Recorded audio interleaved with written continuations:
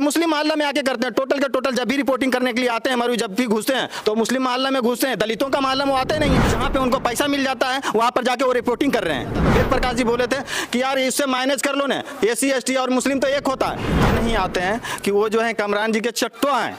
ये मेरा जो वेद प्रकाश जो है, प्रकाश जी से नवादा में व्यक्तिगत रूप से मिले थे। नमस्कार, मेरा नाम रंजीत कुमार है और आप देशी तंत्र देख रहे हैं। डॉक्टर भीमराव अंबेडकर पुस्तकालय, दीनानाथ नगर, मरुई, यानी इस वक्त हम नवादा में हैं। इधर आप देख सकते हैं रविदास जी का मूर्ति भी है और यहाँ पे तमाम लोग हैं जो शिक्षा के लिए आवाज़ को बुलंद कर रहे थे कुछ देर पहले। क्या है, आपके जिले के कई पत्रकार हैं और वो कहते हैं कि डॉक्टर भीमराव अंबेडकर के हम वादी हैं।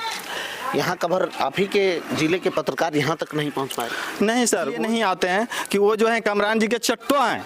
ये मेरा जो वेद प्रकाश जो है बोलते हैं कि हम दलित को मुद्दा उठाते हैं, समझ गए ना। वो बोलते हैं कि हम दलितों का मुद्दा उठाते हैं। अभी मीडिया चैनल पे वो दिखाएंगे, सब जो विधायक होंगे, MP होंगे, MLA होंगे, डेली के डेली उनका जो वीडियो हम देखते हैं और उनका फ्लेवर भी हमें डेली के डेली जब वीडियो देखते हैं तो उनके बाद ही जहाँ पे उनको पैसा मिल जाता है वहाँ पर जाके वो रिपोर्टिंग कर रहे हैं। और ये जब सुंदरा गाँव की बात हमने किया, उनके मोबाइल पे फैक्स डाला, मैंने वीडियो बनाकर भेजा और बोला कि दिखाइए सर, मेरे विद्यालय है जो कि आज 8 महीनों से बंद पड़ा हुआ है, लेकिन उनका आवाज नहीं उठाए, समझ गए। और वेद प्रकाश जी बोलते हैं कि नहीं, हम तो दलितों का ही काम करते हैं, उनके लिए ही जीते हैं, उनके लिए ही मरते हैं, लेकिन ये ऐसा कुछ नहीं किया। आप कौन कम्युनिटी से? हम रविदास कम्युनिटी से, जात के चमार हैं सर। अच्छा, समझ गए ना, मेरे जाति चमार है। यहाँ रविदास मंदिर भी है जिसका भी आप लोग रिपोर्टिंग बनाए, समझ गए। हम रविदास समाज से आते हैं, मेरा जाति है जो कम्युनिटी में आता है वो चमार है, समझ गए। जब वेद प्रकाश से हमने बात किया था सर, 1 महीने केस किया था, समझ गए ना। एक जो मुस्लिम कम्युनिटी पर मैंने, वेद प्रकाश जी बोले थे कि यार इससे मैनेज कर लो ना, SC ST और मुस्लिम तो एक होता है। हम SC ST और मुस्लिम एक होता है तो सर जो आदमी बाप बेटा एक नहीं होता है। जब झगड़ा हो जाती है तो उसका मैनेज करने के लिए दूसरे आदमी को आना पड़ता है। तो आप इसकी पंचायत कीजिए, आप बोलते हैं उससे मैनेज कर लो। हमने बोला कि इससे मैनेज नहीं होगा सर, समझ गए ना। आप जो फोन पे बात कर रहे हैं तो एक बार मेरे यहाँ आइए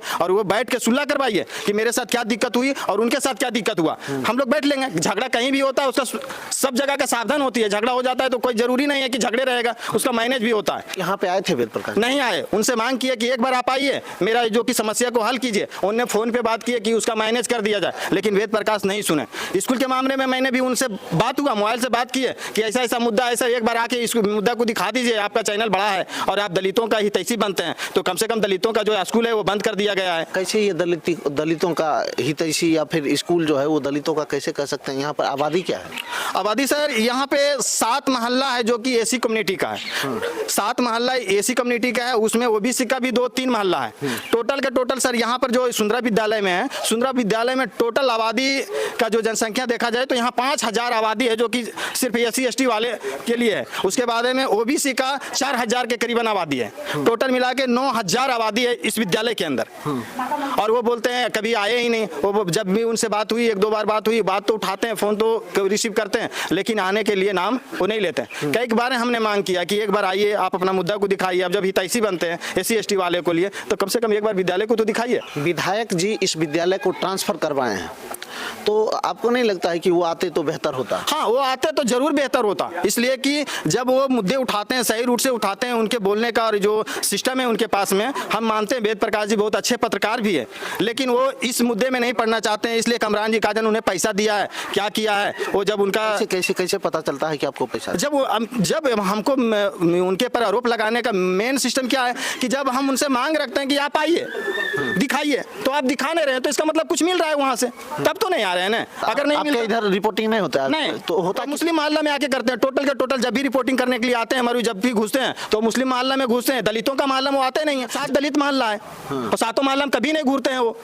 उनको वहाँ पे मुर्गा मछली मिलता है, खाई ले, मियाँ टोली में उखाते हैं, वहीं से जाते हैं, इधर तो आते ही नहीं है। क्या जी, बात सही है क्या? हाँ, बात सही है। वेद प्रकाश जी से हम 2 बरस पहले मिले थे।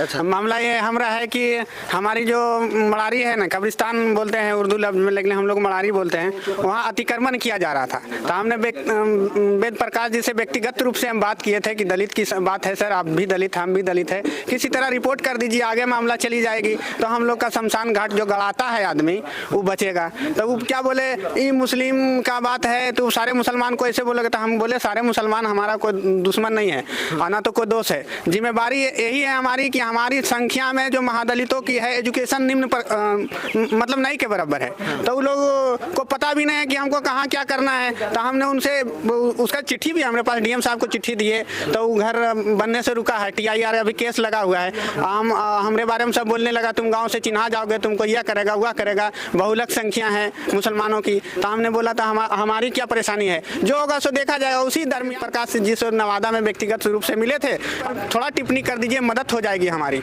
लेकिन आज तक कभी नहीं आया। हम सिर्फ महादलित दलित की हितैषी के वजह से गए थे कि ये आदमी कुछ करेगा, लेकिन आज तक नहीं आए। और जब भी आते तो मदरसा दिखा देते, मरु आते हैं, कभी हमारे गांव की तरफ नहीं आते, दलितों की संख्या को नहीं दिखाते, दलितों को गांव को नहीं दिखाते हैं और मोहम्मद कामरान की तरफदारी करते हैं। इसका कोई मतलब थोड़ा है। स्कूल बंद हो गया और कहते हैं हम नवादा जिला को भ्रमण करके दिखाते हैं, आज 8 महीना से स्कूल बंद है, कहाँ गए वो। और बहुजनों की बात करते हैं, जहाँ जाते हैं तो कहते हैं हमारी बहुजन ऐसे है। जब स्कूल ही नहीं चल रहा था, बहुजन 7 टोला सुने हैं ना आप, 7 टोला बहुजनों की संख्या है, जो सबसे भारी संख्या में पढ़ने वाला बच्चा है, जिनकी शिक्षा दर मतलब कि 10% भी नहीं है। यहाँ की मतलब कि सर्वे कीजिएगा 10% भी नहीं है और स्कूल बंद कर दिया गया। 2020 में जब स्कूल चालू हुई थी, वीडियो ये मुद्दा आपका उठना चाहिए, यही उठना चाहिए, यहाँ से सदन तक उठना चाहिए कि हम लोगों पर इतना अत्याचार क्यों हो रहा है। आज़ादी के 70 साल के बाद भी हमको छूत समझा जा रहा है, एजुकेशन नहीं दिया जा रहा है, पानी की व्यवस्था नहीं है, गली नली नहीं है। पूरा रिपोर्टिंग करने के बाद जमीन तक जाइएगा तब न मालूम चलेगा। तो आज़ादी के 70 साल के बाद कहा जाता है कि दलितों की आबादी बहुत अधिक हो गई है, लेकिन शिक्षा का स्तर कब अधिक होगा।